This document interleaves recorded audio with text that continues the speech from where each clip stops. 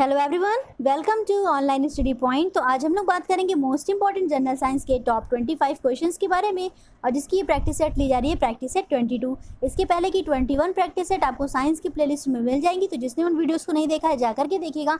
काफ़ी ही important questions को discussion किए गए हैं, और ये वीडियो उन सभी एग्जामिनेशन के लिए इंपॉर्टेंट है जहाँ पे भी जनरल साइंस के क्वेश्चंस हमेशा पूछे जाते रहते हैं। इसलिए वीडियो को आप लोग लास्ट तक जरूर देखा करिए और कमेंट करके अपने स्कोर बताया करिए कि 25 क्वेश्चंस में से आपके कितने क्वेश्चन सही हो रहे हैं। और लास्ट में आपको एक क्वेश्चन प्रोवाइड किया जा रहा है जिसके आंसर आपको कमेंट सेक्शन में देने होते हैं, ठीक है।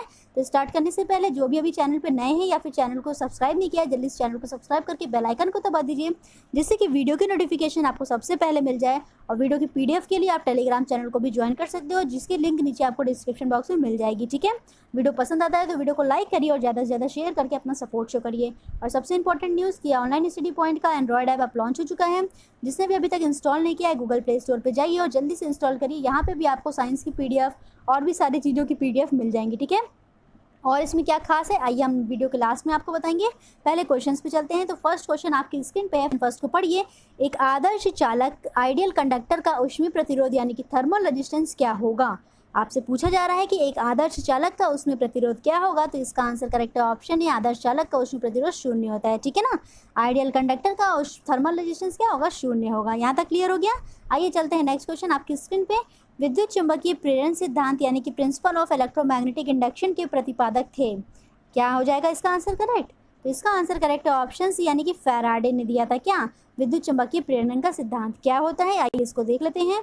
जब किसी बंद परिपथ में चुंबकीय फ्लक्स में परिवर्तन होता है तो प्रेरित विद्युत वाहक बल उत्पन्न हो जाता है, जिससे प्रेरित धारा बहती है। इसी घटना को विद्युत चुंबकीय प्रेरण कहते हैं। यहाँ तक क्लियर हो गया।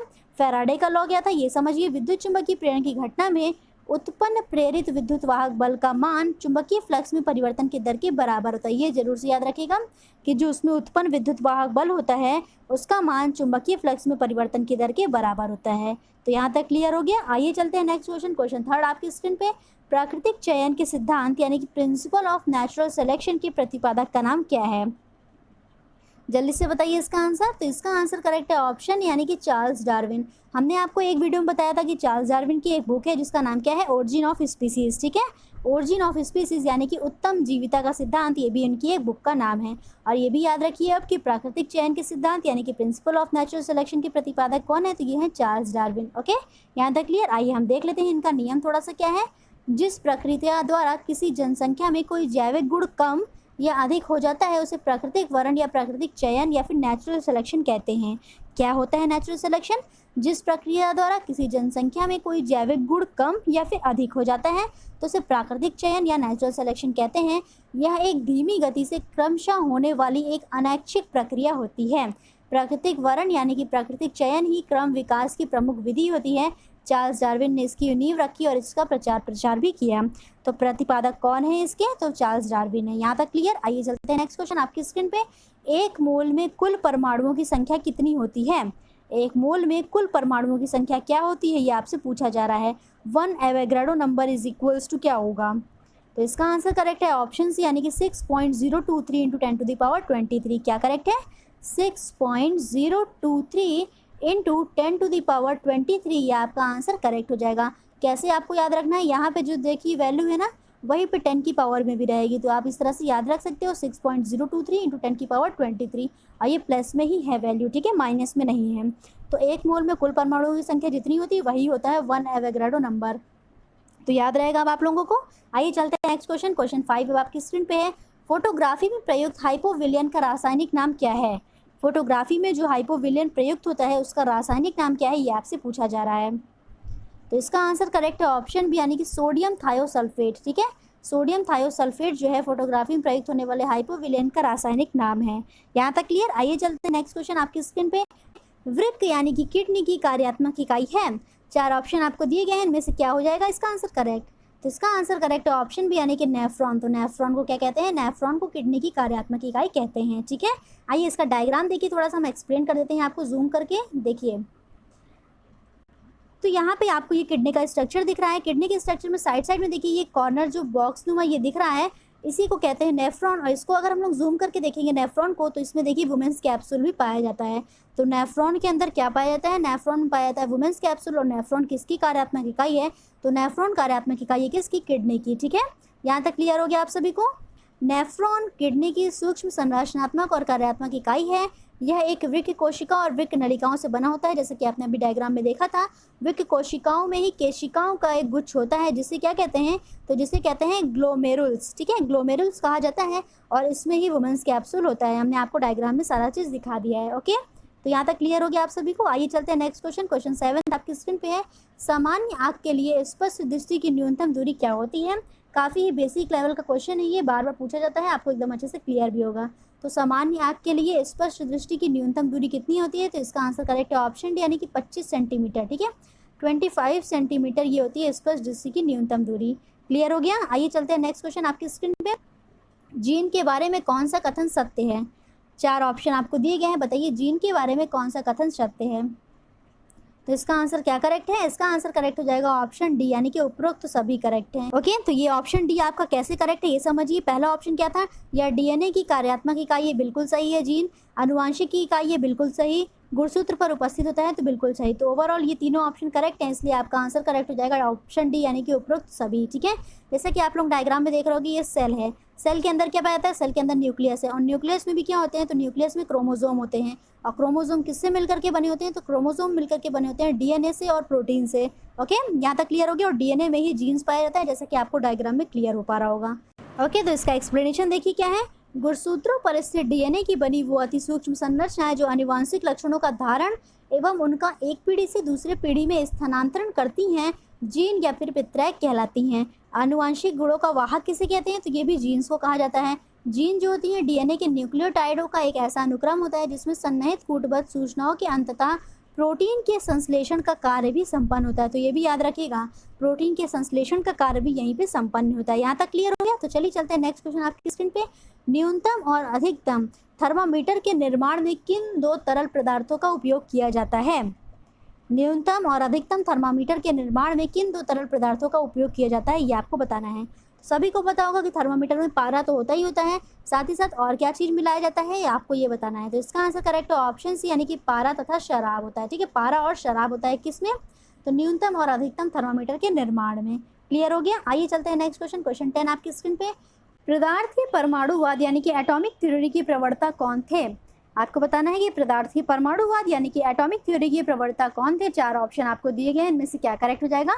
तो इसका आंसर करेक्ट होगा ऑप्शन डी, यानी कि डाल्टन। ठीक है, ऑप्शन डी यानी कि डाल्टन क्या थे? तो परमाणुवाद के जनक थे। आइए इसका एक्सप्लेनेशन देखते हैं क्या है। तो डाल्टन का परमाणुवाद सिद्धांत परमाणुओं और उनके गुणों के संदर्भ में सभी मामलों का वर्णन करने का पहला पूर्ण प्रयास था। डाल्टन ने द्रव्यमान के संरक्षण के नियम और निरंतर रचना के प्रयास के नियम पर अपना सिद्धांत आधारित किया। और उनके सिद्धांत का जो पहला भाग है वो यह बताता है कि सभी पदार्थ परमाणुओं से ही मिलकर के बना होता है। और परमाणु कैसा है? तो परमाणु अविभाज्य है। ठीक है, परमाणु कैसा है? तो परमाणु अविभाज्य है। यहाँ तक आप सभी को क्लियर हो गया? तो आइए चलते हैं नेक्स्ट क्वेश्चन आपकी स्क्रीन पे है। कौन सी गैस चूने के जल को दूधिया करती है? कौन सी गैस चूने के जल को दूधिया बनाती है, ये आपको बताना है। तो इसका आंसर करेक्ट होगा ऑप्शन डी, यानी कि कार्बन डाइऑक्साइड। ठीक है, कार्बन डाइऑक्साइड का फॉर्मूला क्या होता है? तो ये होता है CO2, कार्बन डाइऑक्साइड। और कार्बन डाइऑक्साइड क्या करती है? तो चूने के जल को दूधिया बनाती है। और यह एक कैसी है? तो यह एक ग्रीन हाउस गैस भी होती है। ठीक है, को पढ़िए।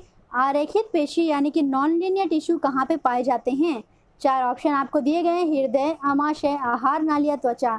तो कहाँ पे पाए जाते हैं आरेखित पेशी यानी कि नॉन लीनियर टिश्यू? तो इसका आंसर करेक्ट होगा ऑप्शन बी, आमाशय में, यानी कि स्टोमक में। ठीक है, जैसे कि आप लोग डायग्राम में देख रहे होंगे कि जो टिश्यू पाए जाते हैं स्टोमक में, वो कैसे होते हैं? वो सारे होते हैं नॉन लीनियर टिश्यू। यहाँ तक क्लियर हो गया? आइए चलते हैं हम लोग नेक्स्ट क्वेश्चन आपकी स्क्रीन पे है।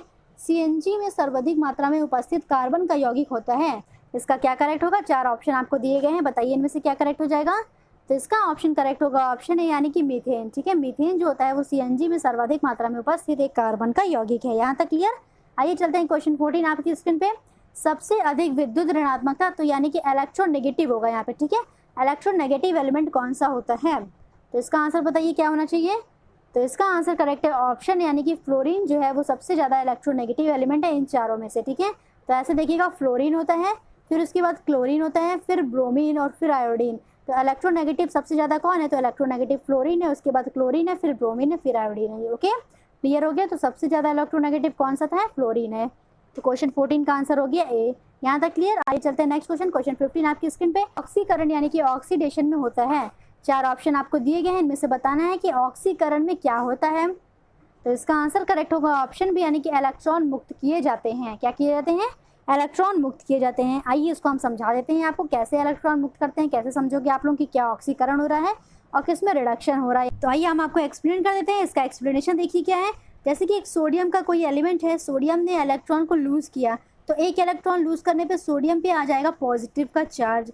कितने का चार्ज आ गया, पॉजिटिव का चार्ज आ गया। तो जो ये प्रोसेस होता है इसी को हम लोग बोलते हैं ऑक्सीडेशन का प्रोसेस। जैसा कि आपको अभी था कि इलेक्ट्रॉन मुक्त किए जाते हैं ऑक्सीजन में, सोडियम ने इलेक्ट्रॉन को मुक्त किया यानी कि लूज किया, लूज करने पे उस पर आ गया पॉजिटिव चार्ज। यहाँ पे देखिए सोडियम पे कोई भी चार्ज नहीं है और यहाँ पे सोडियम पे चार्ज आ गया पॉजिटिव का। तो जब कोई भी चार्ज नहीं है यानी कि जीरो चार्ज है, उस पर बढ़ रहा है चार्ज, पॉजिटिव का हो गया, यानी कि उसके चार्ज जो है वो इंक्रीज हो रहे हैं, तो उस पर आ जाएगा ऑक्सीडेशन। और अगर उसके चार्ज जो है वो डिक्रीज हो रहे हो तो हो जाएगा रिडक्शन। डिक्रीज कैसे समझेंगे, जैसे मान लीजिए क्लोरीन का आइटम है, इसने इलेक्ट्रॉन को गेन कर लिया, तो इलेक्ट्रॉन को गेन करने पे क्लोरीन पे आ जाएगा नेगेटिव का चार्ज, तो इस पे थे 0 और इस पे हो गए 1 कम, तो कमी हुई इलेक्ट्रॉन की, तो इलेक्ट्रॉन की कमी होगी तो हो जाएगा रिडक्शन। और सोडियम में इलेक्ट्रॉन का गेन हो रहा था यानी कि 0 से प्लस हो जा रहा था, तो वो हो रहा था ऑक्सीडेशन। होप सो आप लोगों को अच्छे से क्लियर हो गया होगा ऑक्सीडेशन और रिडक्शन क्या होता है। तो आपके क्वेश्चन 15 का आंसर करेक्ट है ऑप्शन बी। ओके, यहाँ तक क्लियर। आइए चलते हैं नेक्स्ट क्वेश्चन। क्वेश्चन 16 अब आपकी स्क्रीन पे है। कशेरुक जंतु यानी कि वर्टिब्रेट के शरीर का सबसे कठोर भाग क्या होता है, आपसे ये पूछा गया है और 4 ऑप्शन आपको दिए गए हैं। तो इसका आंसर करेक्ट होगा ऑप्शन है, यानी कि एनामल। ठीक है, एनामल जो होता है वो शरीर का सर्वाधिक कठोर भाग होता है। जैसा कि आप लोगों को डायग्राम में दिख रहा होगा, ये कहाँ पे पाया जाता है, तो ये तीत में पाया जाता है। आइए इसका एक्सप्लेनेशन देखिए क्या है। दांतों के बाहरी हिस्से में मौजूद एनामल शरीर के सबसे सख्त ऊतक होते हैं। क्या होते हैं, ऊतक होते हैं। अम्लीय खाना, पेय पदार्थों के संपर्क या अत्यधिक तापमान बर्दाश्त करने के बावजूद भी हमारे दांत बहुत लंबे समय तक काम कर पाते हैं। इसकी वजह क्या है, तो इसकी वजह है एनामल परत की वजह से। ठीक है, दांतों के ऊपर जो एनामल की लेयर चढ़ी होती है वो सबसे कठोर होती है। ओके, यहाँ तक क्लियर। आइए चलते हैं नेक्स्ट क्वेश्चन आपकी स्क्रीन पे है। पढ़िए क्या है। पाश्चराइजेशन के बारे में कौन सा कथन सत्य है। पाश्चराइजेशन के बारे में कौन सा कथन सत्य है, ये आपको बताना है। तो इसका आंसर क्या करेक्ट हो जाएगा, जल्दी से बताइए। चारों ऑप्शन पढ़िए। लुईस पास्चर ने इस विधि का इजाद किया था, ये भी एकदम करेक्ट है। इस विधि से दूध की कुछ दिनों तक सुरक्षित किया जा सकता है, ये भी एकदम करेक्ट है। और इस विधि में दूध को सुरक्षित करने के लिए 62.8 डिग्री सेल्सियस पर 30 मिनट तक गर्म किया जाता है, ये भी आपका आंसर करेक्ट है। तो इसका आंसर क्या करेक्ट हो जाएगा, इसका आंसर करेक्ट हो जाएगा ऑप्शन डी, यानी कि उपरोक्त सभी। ठीक है, तो क्वेश्चन 17 का क्या करेक्ट हो जाएगा, क्वेश्चन 17 का हो जाएगा उपरोक्त सभी करेक्ट। यहाँ तक क्लियर। आइए चलते हैं नेक्स्ट क्वेश्चन। क्वेश्चन 18, कपूर को किस विधि से शुद्ध किया जाता है। कपूर को किस विधि से शुद्ध किया जाता है, ये आपसे पूछा जा रहा है। तो इसका आंसर करेक्ट होगा ऑप्शन है, यानी कि ऊर्ध्वपातन यानी कि सब्लिमेशन। ठीक है, कपूर को सब्लिमेशन विधि से शुद्ध किया जाता है। आइए आपको बताते हैं कि सब्लिमेशन क्या होता है, सब्लिमेशन किसे कहते हैं। ऊर्ध्वपातन की क्रिया के माध्यम से एक पदार्थ ठोस से गैस में बदल जाता है जो कभी तरल चरण से गुजरता है। ठीक है ना, यहाँ तक क्लियर हो गया।